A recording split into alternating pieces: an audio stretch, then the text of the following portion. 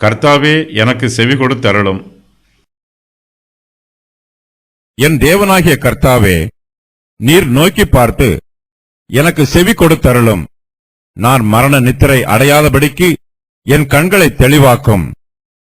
அவனை மேற்கொண்டேன் என்று என் பகைஞன் சொல்லாத படிக்கும், நான் தள்ளாடுகிறதினால் என் சத்துருக்கள் களி கூறாத படிக்கும் இப்படி செய்தருளும். தாவீதின் சஞ்சலம் அதிகரிக்கிறது. அவர் கர்த்தரிடத்தில் முறையிடுகிற வார்த்தைகள் ஜெப வார்த்தைகளாக மாறுகிறது. நாம் கர்த்தருடைய சமூகத்தில் எப்போதும் முறையிடுகிறவர்களாக இருக்கக்கூடாது. நமக்கு எவ்வளவு சஞ்சலம் வந்தாலும், எவ்வளவு வேதனை வந்தாலும், அவற்றை தேவனுடைய சமூகத்தில் ஒரு தரம் சொல்லிவிட்டு அதன் பின்பு கர்த்தருடைய கிருபைக்காக நாம் ஜெபத்தோடு காத்திருக்க வேண்டும். நமக்கு துன்பம் வரும்போது நாம் முழங்காலில் ஜெபிப்பதற்கு அது நமக்கு உதவி புரிய வேண்டும்.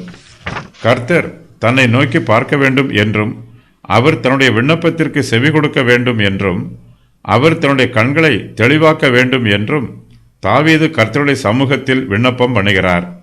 நம்முடைய கண்கள் தெளிவடைய வேண்டும் என்றால் நம்முடைய விசுவாசம் வலுவடைய வேண்டும். விசுவாசமே நம்முடைய ஆத்மாவின் கண். நம்முடைய மனக்கண்கள் எப்போதும் பிரகாசம் உள்ளதாக இருக்க வேண்டும். நம்முடைய மனக்கண்கள் தெளிவாக இருந்தால்தான் நம்மால் பரலோகத்திற்கு நேராக நம்முடைய கண்களை ஏறெடுக்க முடியும்.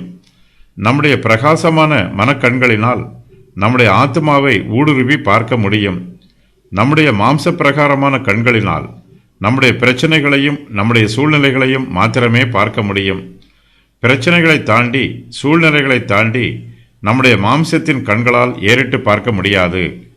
நம்முடைய மனக்கண்கள் தெளிவாக இருக்கும்போது நாம் துன்பத்தில் இருந்தாலும் நமக்கு நியமிக்கப்பட்டிருக்கிற சந்தோஷத்தையும் ஆறுதலையும் நம்மால் விசுவாசத்தோடு பார்க்க முடியும். தன்னுடைய கண்களை கர்த்தர் தெளிவாக்கவில்லை என்றால் தான் மரண நித்திரை அடைந்து விடுவதாக தாவீது சொல்லுகிறார். நம்முடைய மனக்கண்கள் பிரகாசமுள்ளதாக இல்லை என்றால் நாம் ஆவிக்குரிய ரீதியாக மரித்து போவோம். ஆவிக்குரிய மரணம் நித்திய மரணமாய் இருக்கும்.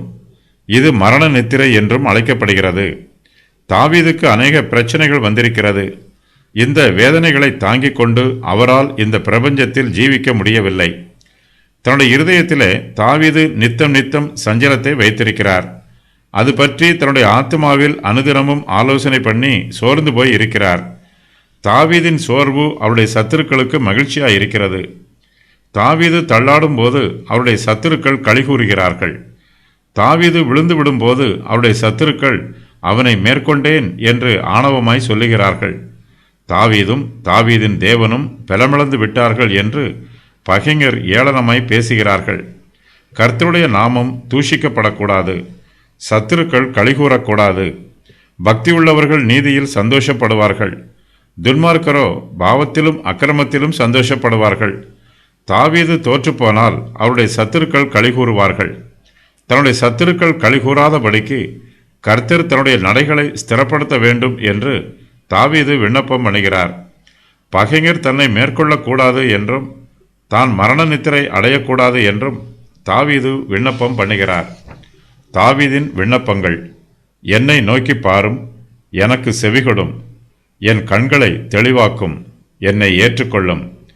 தாவீது மரண நித்திரை அடையக்கூடாது என்று விண்ணப்பம் செய்வதற்கு காரணங்கள்: நான் மரிக்கக்கூடாது, என் சத்துரு என்னை மேற்கொள்ளக்கூடாது, என் சத்துரு என் தோல்வியினால் களிகூறக்கூடாது,